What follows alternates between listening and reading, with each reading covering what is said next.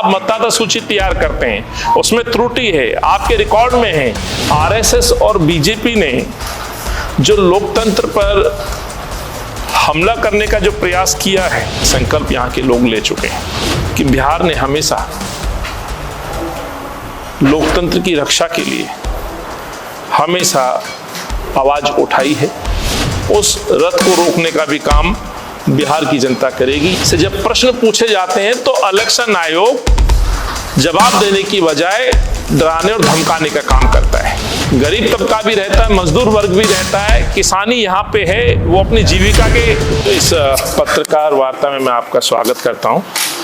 जैसा कि मेरे साथियों ने बताया कि मैं अखिल भारतीय कांग्रेस कमेटी की तरफ से जो यात्रा बिहार में चल रही है, इंडिया गठबंधन के नेतृत्व में राहुल जी, तेजस्वी जी और सहयोगी संगठन के जो साथी हैं, वोट अधिकार यात्रा, उसके ऑब्जर्वर कहिए या एक समन्वय समिति के मेंबर के तौर पे कहिए, उसके तहत मैं उपस्थित हुआ। और इस प्रेस वार्ता में आदरणीय मदन मोहन झा जी, कांग्रेस के वरिष्ठ नेता हैं, पूर्व प्रदेश अध्यक्ष रहे हैं, जिला कांग्रेस कमेटी के अध्यक्ष जी, और हमारे इंडिया गठबंधन के सम्मानित जो दल हैं, उनके प्रतिनिधि आदरणीय श्री उदय शंकर यादव साहब राजदा से हैं,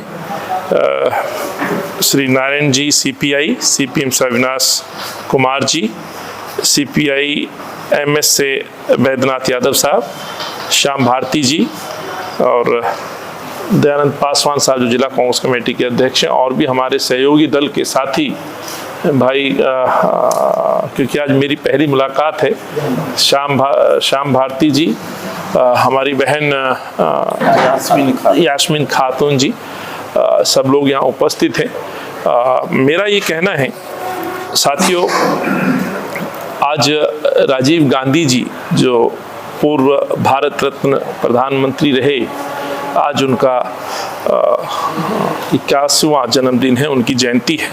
राष्ट्र उनको याद कर रहा है और मैं ये इसलिए याद दिलाना चाहता हूँ कि बिहार ने हमेशा लोकतंत्र की रक्षा के लिए हमेशा आवाज उठाई है, मजबूती से खड़े रहे हैं। याद होगा आडवाणी जी का रथ इस बिहार की धरती पर ही बिहार की जनता ने रोका था, और अब जिस तरह से वोट चोरी करने का रथ जो आगे बढ़ रहा था, जो कर्नाटक, महाराष्ट्र और कई प्रदेशों में जो इस तरह की चीजें हुई हैं, उस रथ को रोकने का भी काम बिहार की जनता करेगी, यहाँ के सम्मानित मतदाता करेंगे। ये संकल्प यहाँ के लोग ले चुके हैं। साथियों, बिहार आर्थिक रूप से गरीब हो सकता है,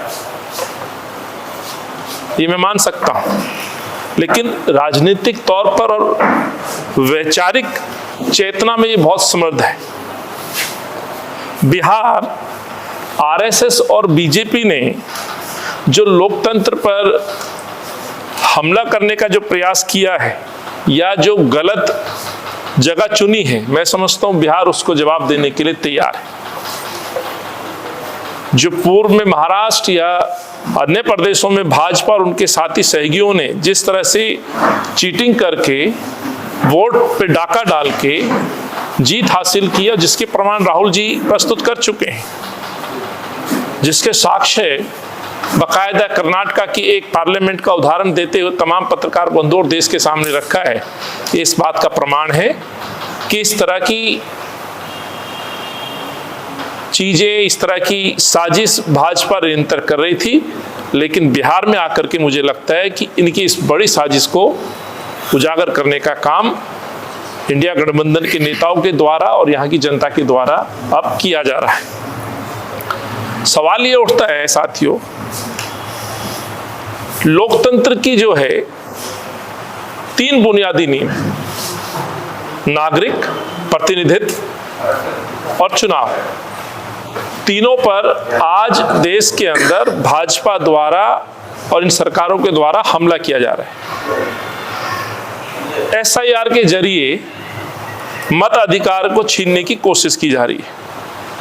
डाका डाला जा रहा है, वोट चोरी किया जा रहा है, डी-इम्यूनिटेशन से प्रतिनिधित्व बदला जा रहा है। ये भी मेरा कहना है, ये भी एक साजिश का हिस्सा है। डिलिमिटेशन जब होता है तो वहां पर इस तरह का परिश्रम किया जाता है कि वहां पे भी लोकतंत्र को कमजोर करके खुद को जीतने की कोशिश की जाती है।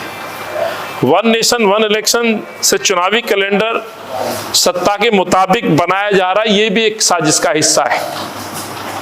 साथियों, मैं कहने आया हूं कि नेता प्रतिपक्ष आदरणीय राहुल गांधी जी ने जो ठोस सबूत देश की आवाम के सामने रखा है, सम्माननीय बिहार की जनता के सामने जो रखा है, जिसमें 1 लाख फर्जी वोटर एकमात्र एक विधानसभा में यदि पाया जाता है तो इस बात का प्रमाण है कि ये शंका नहीं है, संदेह नहीं है, बल्कि पूरी तरह से साबित हो चुका है कि जीत के लिए इस तरह का रास्ता अख्तियार किया गया कि मतदाता को मत सूची से हटाया गया। महाराष्ट्र, कर्नाटका जैसे बड़े प्रदेशों में भी इस तरह की कोशिश की गई। महाराष्ट्र में जहां एक लोग कामयाब हुए, कर्नाटका में शायद कामयाब नहीं हो पाए, लेकिन इलेक्शन आयोग से जब प्रश्न पूछे जाते हैं तो इलेक्शन आयोग जवाब देने की बजाय डराने और धमकाने का काम करता है। देश का विपक्ष इंडिया गठबंधन आज इतना मजबूत है कि इलेक्शन आयोग की इन धमकियों से डरने वाला नहीं है, और इसका प्रमाण है कि पार्लियामेंट से लेकर के सड़क तक आज ये इंडिया गठबंधन, राहुल जी, तेजस्वी जी, सानी जी और हमारे सम्मानित इंडिया गठबंधन के दल के नेतागण आज सड़कों पर लोगों के मत को बचाने के लिए न केवल प्रश्न पूछ रहे हैं बल्कि संघर्ष कर रहे हैं। SIR जो प्रक्रिया अपनाई जा रही है ये इतनी खतरनाक और घातक है साथियों, खासतौर से इसकी जो 2 बातें हैं, आप अंदाजा नहीं लगा सकते कि ये मुल्क के सम्मानित नागरिक जो कल तक अपने पूरे जीवन भर इस लोकतंत्र के महापर्व जिसको हम चुनाव कहते हैं उसमें अपना मत दे करके अपनी राय देता रहा है सरकार बनाने में, SIR के माध्यम से एक बड़ी साजिशपूर्ण तरीके से उनको हटाया जा रहा है। हर वोटर से फॉर्म भरवाना, प्रश्न ये है क्या जब वोट बनती है तब उस समय फॉर्म नहीं भरवाया जाता? पुनः इस फॉर्म की प्रक्रिया को उस समय लागू करना जब बिहार में मानसून के दौरान आधे क्षेत्र से ज्यादा एरिया प्रभावित होता हो बाढ़ से, उस समय आप इस प्रक्रिया को लागू करते हैं। आपको मालूम है कि यहाँ गरीब तबका भी रहता है, मजदूर वर्ग भी रहता है, किसानी यहाँ पे है, वो अपनी जीविका के साधन तलाशने के लिए बाढ़ क्षेत्र एरिया छोड़ करके बाहर जाता है, उस समय आप ये लागू करते हैं साजिशन तरीके से, और एक निश्चित समय में आप उनको धमकाते हैं कि इस समय में आप अपना फॉर्म भर दीजिए।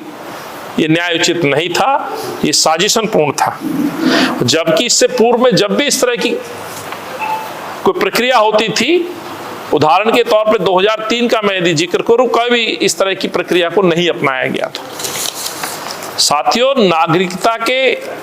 नागरिकता पर शक कर पहले ही घुसपैठिया मान लेना, यदि फॉर्म ना भरना, ये इतना खतरनाक है कि एक अपनी पुश्तों से रहने वाला नागरिक यदि कोई अपना साक्ष्य प्रस्तुत नहीं कर पाया और वोट से वंचित हो गया तो उसको कल ये घुसपैठिया भी साबित कर सकते हैं। भारत के इतिहास में कभी ऐसा नहीं हुआ साथियों। SIR में सुधार नहीं बल्कि असंवैधानिक और खतरनाक कदम उठाए जा रहे हैं, ये मैं कहना चाहता हूं, और यही बात राहुल जी और घटक दल के साथी कह रहे हैं। निरंतर प्रयास वार्ताएं हो रही हैं, दिल्ली से भी हो रही हैं, जिले स्तर पे भी हो रही हैं। मकसद एक ही है कि वोट की चोरी हम नहीं होने देंगे, लोकतंत्र को खत्म नहीं होने देंगे, चुनाव आयोग जो बेईमान हो चुका है उसको बेईमानी नहीं करने देंगे, ये एकमात्र लक्ष्य है।